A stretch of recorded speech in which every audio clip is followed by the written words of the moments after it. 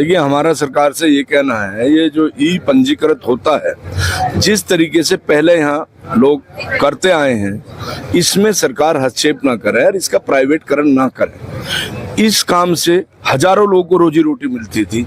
सरकार की नीति एकदम गलत है कि वो एक व्यक्ति को देके इतने लोगों के पेट पे लात मारना चाहती है। ये अच्छी बात नहीं है। सरकार का काम होना चाहिए रोजी रोजगार देना, ना कि रोजी रोजगार छीनना। इसलिए हम इस समर्थन में आए हैं और हमारा पूर्ण रूप से समर्थन है। जहां भी जैसे जरूरत पड़ेगी हम अपने अधिवक्ताओं के साथ हैं।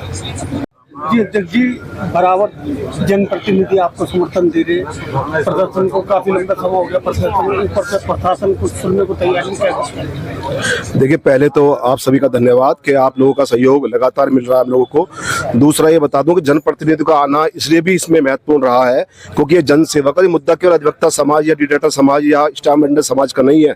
ये मुद्दा उस आम जन का भी है जिस आम जन की भलाई के लिए, अच्छाई के लिए सरकार चुनी गई थी, चुन के आई थी, जिनका मुख्य उद्देश्य रोजगार देना था, रोजगार छीनना नहीं था।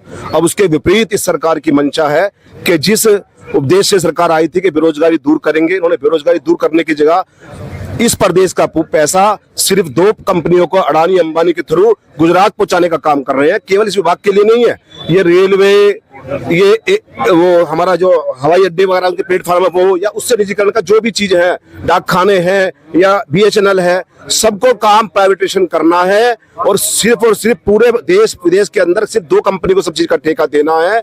इनको पता है कि ये लोग जाने वाले हैं, जाने से पहले अपने पूरे पेट भर लो, अपने यारों प्यारों को सब काम का ठेका दे दो, क्योंकि इनको पता है वो लोगों के पास ठेका रहेगा, ना कोई इनसे कोई पूछने वाला, ना कोई इनसे कोई हिसाब लेने वाला। जो कार्य अच्छा खासा चल रहा था रेवेन्यू के मामले में, गाजियाबाद जनपद और गौतम बुद्ध नगर जनपद पूरे प्रदेश को 60% रेवेन्यू देता है। गाजियाबाद जनपद और गौतम बुद्ध नगर जनपद एक तरफ और पूरा प्रदेश एक तरफ। उसके साथ भी इन दोनों जिलों के साथ सौतेला व्यवहार सरकार द्वारा किया जा रहा है।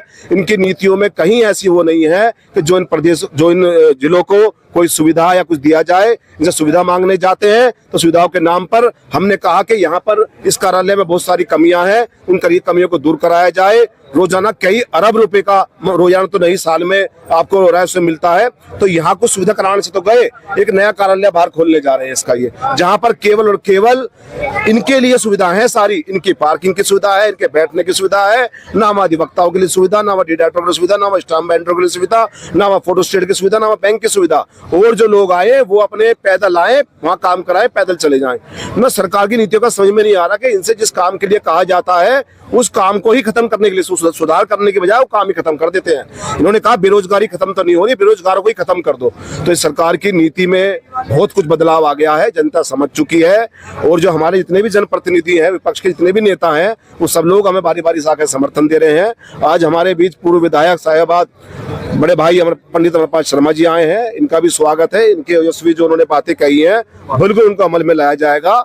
ऐसे ही मैं आपके माध्यम से भी प्रदेश सरकार को मैसेज पहुंचवाना चाहता हूं कि हमें मजा नहीं आ रहा, 45 डिग्री में यहाँ धरने पर बैठे हुए हैं, जो आपके अधिकारी हैं वो आपको सही फीडबैक नहीं दे रहे हैं। आप यहाँ स्वयं आके देखो कि आपका राजस्व किन मुद्दों से बढ़ेगा। जो पहले प्रथा थी उससे राजस्व बढ़ा है। ये कर्नाटक मॉडल को अपना रहे हैं और जिस कर्नाटक मॉडल को अपना रहे हैं शेड्यूल को, ये उस कर्नाटक में ये मॉडल लागू होने के बाद में विधायक जी और उल्टा कम हुआ राजस्व। जो 100 करोड़ का टारगेट था वो 60 करोड़ पे आके रह गया। तो उसकी क्यों कॉपी कर रहे हैं ये? इनका मुख्य उद्देश्य सिर्फ एक ही है, जो बीच की कड़ी है विभाग के और इनके बीच की जो कड़ी है, जिसमें अधिवक्ता या डायरेक्टर वगैरह आता है, उन सबको खत्म करो, डायरेक्ट लिंक करो, मीडिएटरशिप खत्म कर दो। तो मैं पुनः आपसे ये निवेदन करूंगा, इस बात को आगे तक उठाएं, जिससे कि शासन प्रशासन की आंखें खुले, ये कुंभकर्ण की नींद से उठे और जो आपने हिटलर साहिब जो एक पत्र जारी कराया उसे वापस ले। धन्यवाद। ताजा तरीन खबरों के लिए हमें सब्सक्राइब करें और हमारे बेल आइकन को प्रेस करना ना भूलें।